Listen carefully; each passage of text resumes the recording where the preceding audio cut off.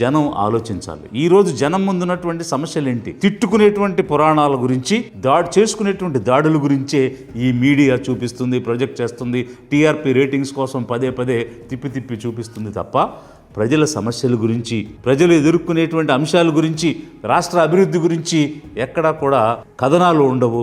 ప్రజల యొక్క ఆలోచనలు కూడా అటువైపు నెట్టివేస్తున్నటువంటిది మీడియా. ఒరే జగన్మోహన్ రెడ్డి, నీకు పుట్టిన పిల్లలు నీకు పుట్టలేదురా అంటాడు.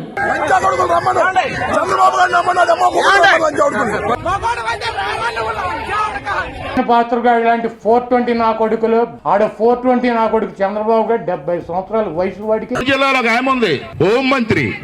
ఎందుకు మరి సంక్రాంతానికి హోం మంత్రి మనకి? రోజా, నీ బతుకు ఎవరికి తెలదో. బ్లూ ఫిల్మ్ లో యాక్ట్ చేసిందా? నువ్వు ఎవరింటో పడుకున్నావు. ఒకప్పుడు శాంతి సామరస్యంగా ఉన్నటువంటి రాష్ట్రం అని ఆంధ్రప్రదేశ్ గురించి అందరూ చెప్పుకునేవాళ్ళు.